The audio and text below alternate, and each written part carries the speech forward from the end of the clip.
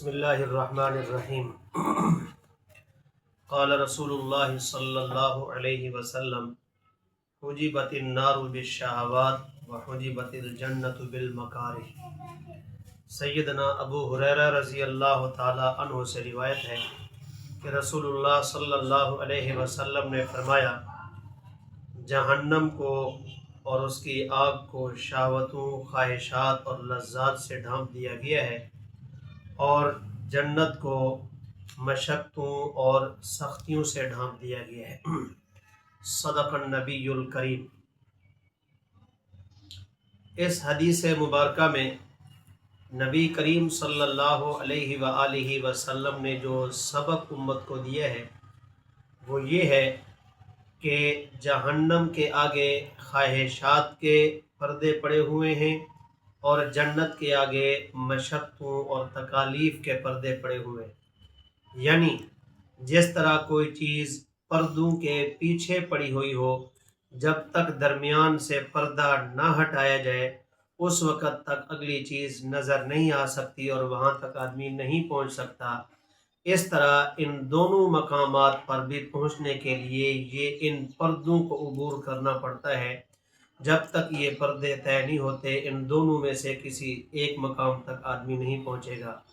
جہنم کے متعلق فرمایا کہ یہ لذات، شہوات اور خواہشات سے ڈھانپ دی گئی ہے۔ یعنی دنیا کے اندر انسان جہنم والے وہ اعمال کرتا ہے جو خواہشات کے مطابق ہیں، لذات کے مطابق ہیں، حلال اور حرام کی تمیز ختم کر دینا، جائز اور ناجائز کی تکلیف ختم کر دینا، اسی طریقے سے اللہ اور اللہ کے رسول کی نافرمانی کرنا، جس کو انسان کا دل چاہتا ہے وہ کام کرنا اور اپنی مرضی کے مطابق زندگی گزارنا، تو یہ من کے مطابق زندگی اور خواہشات کے مطابق زندگی ہوگی۔ ان خواہشات کے اندر، ان پردوں کے اندر جب آدمی سفر کرتا ہے، سفر کرتے کرتے جب انسان کی زندگی کا اختتام ہوتا ہے تو یہ پردے جو ہی ہٹتے ہیں آگے فوراً جہنم نظر آ جاتی ہے، اور اس کے اگلے جو مراحل ہیں عذابات وغیرہ کے وہ شروع ہو جاتے ہیں۔ اسی طریقے سے جنت کو مشقتوں سے ڈھانپ دیا گیا ہے۔ عبادات کے اندر مشقت، اللہ کی اطاعت اور فرما برداری میں مشقت،